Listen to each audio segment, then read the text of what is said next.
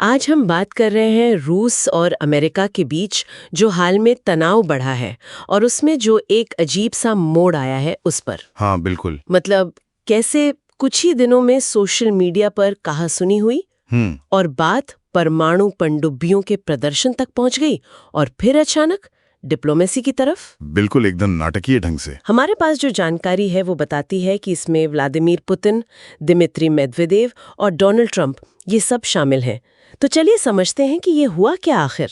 हाँ शुरू करते हैं। तो शुरुआत कहाँ से हुई इसकी? सुनने में आ रहा है कि दिमित्री मेदवेदेव और ट्रंप के बीच सोशल मीडिया पर कुछ तीखी बातें हुई। हाँ वहीं से ट्विटर पर या शायद किसी और प्लेटफॉर्म पर काफी तीखी नोकझोंक हुई। और बात धमकियों तक पहुंच गई, परमाणु हमले की धमकियां। हाँ बिल्कुल। और देखिए यहाँ मेदवेदेव को समझना जरूरी है। हाँ बताइए। वो कोई ऐसे ही नेता नहीं है, पुतिन के बहुत करीबी हैं। 2008 से 2012 तक राष्ट्रपति भी रहे जब पुतिन प्रधानमंत्री थे। अच्छा हाँ। और अभी भी रूस की जो सिक्योरिटी काउंसिल है उसके डिप्टी चेयरमैन हैं। तो उनका कुछ कहना मतलब वो अक्सर रूस का ऑफिशियल लाइन माना जाता है, हल्के में नहीं ले सकते। तो जब वो कुछ कहते हैं तो उसका वजन होता है बहुत ज्यादा। और उन्होंने कथित तौर पर डेड हैंड का जिक्र किया। ये क्या है? सुनने में खतरनाक लग रहा है। खतरनाक है ही।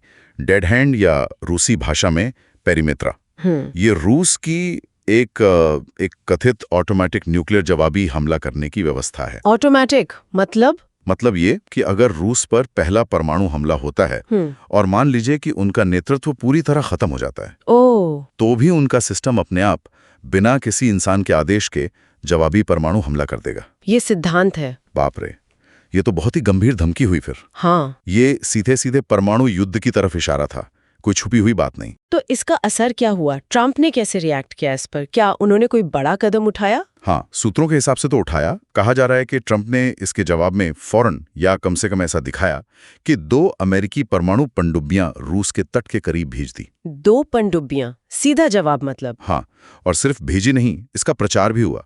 शायद ये दिखाने के लिए कि देखो हम भी तैयार हैं, हम पीछे नहीं हटेंगे। अच्छा, एक्शन का रिएक्शन। लेकिन पुतिन, उन्होंने क्या किया? क्या उन्होंने भी कोई बयान दिया या कुछ? नहीं, पुतिन का तरीका यहाँ अलग था। उन्होंने कोई बयान नहीं दिया, सोशल मीडिया पर भी कुछ नहीं। तो फिर? उन्होंने कथित तौर पर एक वीडियो लीक करवाया। वीडियो? कैसा वीडियो? एक ऐसा वीडियो जिसमें रूसी परमाणु पनडुब्बियां दिख रही थी, मिसाइलों से लैस। और कहाँ? अमेरिकी तट के बेहद पास। अमेरिकी तट के पास? ओह, ये तो सीधा संदेश हुआ। बिल्कुल, एक खामोश लेकिन बहुत ताकतवर संदेश कि हम भी यहीं हैं, तुम्हारे दरवाजे पे, और शायद तुमसे ज्यादा करीब। एक वीडियो ने इतना कुछ कह दिया बिना कुछ कहे। इसके बाद क्या हुआ? तनाव तो बहुत बढ़ गया होगा फिर? तनाव तो चरम पे पहुंच गया था, ऐसा लग रहा था। लेकिन शायद इसी बढ़ते तनाव ने दोनों तरफ ये एहसास जगाया कि इसे कंट्रोल करना जरूरी है। अच्छा। हाँ, क्योंकि सूत्र यही बताते हैं कि इस वीडियो के सामने आने के फौरन बाद ट्रंप ने अपने कुछ खास लोगों को मॉस्को भेजा बातचीत के लिए। मॉस्को भेजा? इतनी तनातनी के बाद? तो इसका मतलब क्या है? मकसद क्या हो सकता है? इसके पीछे 2 वजह बताई जा रही हैं। एक तो जाहिर है, ये जो परमाणु तनाव एकदम से बढ़ गया है, इसको कम करना, क्योंकि ऐसी चीजें हाथ से निकल सकती हैं ना। हाँ बिल्कुल। और दूसरा शायद यूक्रेन युद्ध पर बातचीत का कोई रास्ता खोजना। यूक्रेन?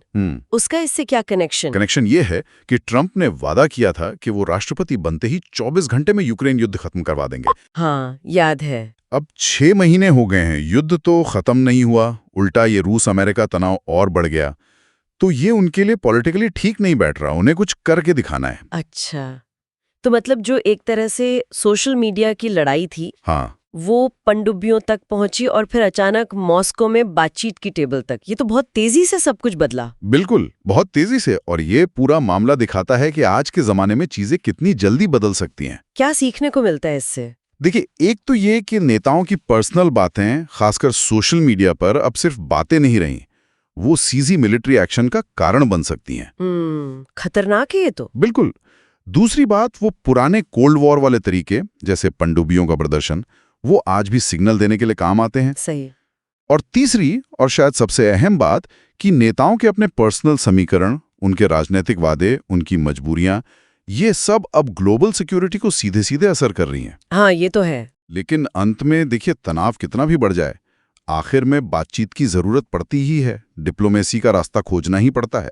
ये वाकई सोचने वाली बात है कि क्या ये घटनाएं भविष्य में बदल देंगी कि दुनिया के बड़े नेता कैसे बात करते हैं, कैसे फैसले लेते हैं।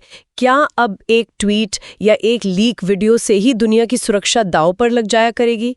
ये देखना होगा आगे।